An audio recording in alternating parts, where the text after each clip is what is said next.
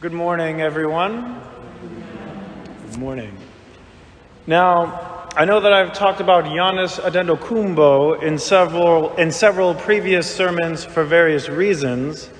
And now, as of just last week, Giannis is a world champion as the Milwaukee Bucks have won the NBA Finals.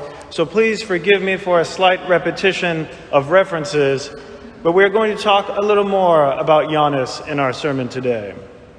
And before we get started, a special congratulations to our own native of Milwaukee, Dino Konstantinidis, a member of our parish council. While many of us are happy that Giannis won, I'm sure there's no one happier than Dino. Congratulations. So Giannis is a world champion and a finals MVP. In other words, Giannis's life could not possibly be any better than it is right now. However, Giannis's life has not always been so good. At one point, Giannis had a very difficult life, a life much more difficult than you or I could ever imagine, a situation much bleaker than probably most of us have ever been in.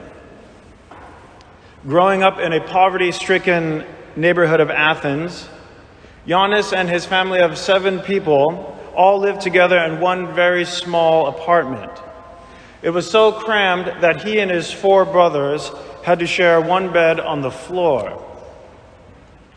To help his family, Giannis used to sell CDs and DVDs to tourists in Athens. And from these bleak circumstances, Giannis not only made it out of Greece and to the NBA, but he rose to the highest level, and he did so in a very honorable way. Success did not come easy for Giannis. He worked and failed for years before finally achieving his ultimate success just last week. They said he was too weak and too skinny, so Giannis worked out to gain muscles and become strong.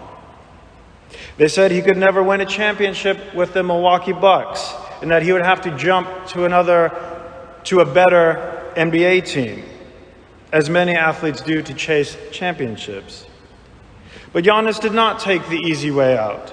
He stayed with this same humble team year after year until they all won together. Giannis humbly remained committed to the goal he had set for himself years and years ago. He remained true to himself. No matter how difficult of a situation he was in, he always remained focused on his goal ahead, knowing that better days would come.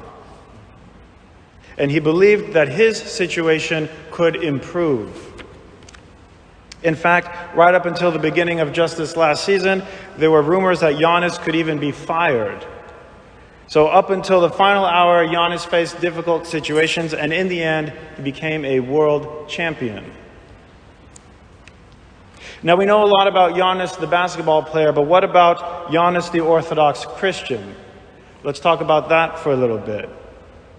To learn a little bit about Giannis as an Orthodox Christian, we will hear from Giannis's childhood priest in the neighborhood of Athens where Giannis grew up. The priest of the church where Giannis lived is named Father Evangelos. And a few years ago, Father Evangelos gave an interview about the qualities he remembered most about Giannis. Father Evangelos spoke to a newspaper about the character of Giannis, describing him as a young man of ethics. Unlike most of his peers, he never held a grudge against society for his poverty. Father Evangelos says, "I don't remember him ever complaining or having a sense of being wronged by life and being aggressive towards society." He continued, "Giannis might be flying around on the court, but in real life, I think he stands firmly on his own 2 feet. What I cannot forget," says Father Evangelos, "was Giannis's gaze. I find it difficult to describe.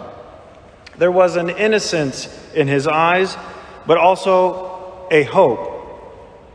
He had no fear and no resentment in him whatsoever." The priest said that Giannis even liked Sunday school, and that Sunday school helped him develop a strong character as a giving human being who also had an optimism for the future.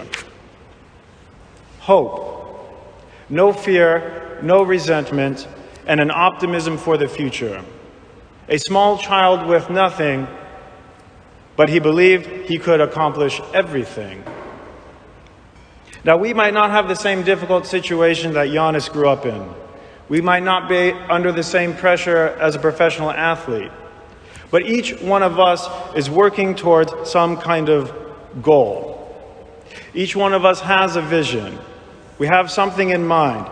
And whether it be related to our career or even our own health or just life in general, sometimes it's hard to keep this vision clearly ahead of us.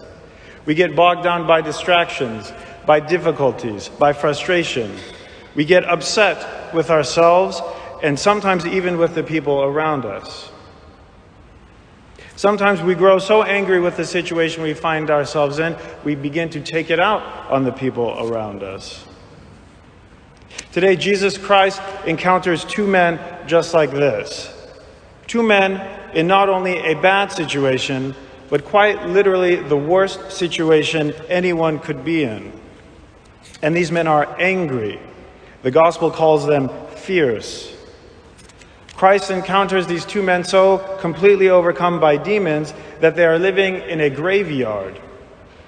In other words, these two men are in such ruin that they are dead even before their time. In our gospel passage we read, Jesus came to the country of the Gergesenes. Two demoniacs met him, coming out of the tombs so fierce that no one could pass that way. So these two men were not only miserable themselves, but they tormented the townspeople nearby. And the demons in these men recognized Christ. It says, "And behold, they cried out, 'What do you have to do with us, O Son of God? Have you come here to torment us before the time?' And Christ now, having pity and mercy on these two men so overwhelmed with demons, he casts the demons out with one simple word, and he restores the men to soundness of mind, back to humanity, back to life outside of the graveyard. In an instant, the situation of these two men went from the absolute worst case scenario back to complete normalcy. A transition which would have been impossible if it weren't for Jesus Christ coming their way. No matter what situation we are in, God has the power to change it. We might feel that our problem is too big for us, and in our difficult situation, we might feel helpless. Saint Isaac the Syrian has something to say specifically about this, and his words are important for us to hear when we feel like our situation might be too much to handle. He says, "God is greater than your illness, whatever it may be, greater than your deepest disappointment, greater than your greatest worry, greater than your worst enemy, greater than your most difficult problem, greater than life, greater than death. God is greater. Believe it, live by it, affirm it, claim it by faith, and use it as a pillow to rest your weary soul. God is greater. If your God is not greater, then the God you believe in is small. He is not the God the church believes in." No matter what situation you might find yourself in, let today be the wake-up call you need to face your situation without fear, without resentment. Let today's gospel passage open your eyes to see your situation with hope, knowing that God can change it instantly. If a young kid born into a world of poverty can rise and become one of the greatest champions in the world, then surely we can become champions in our own lives. Our God is greater than anything and anyone we can imagine. If we cling to him, if we place our hope, trust, and love in his will, we can shake off disappointment, frustration, setback, and difficulty. Remember the words of St. Isaac the Syrian, "God is greater." Believe it, live by it, affirm it, claim it by faith, and use it as a pillow to rest your weary soul. Amen.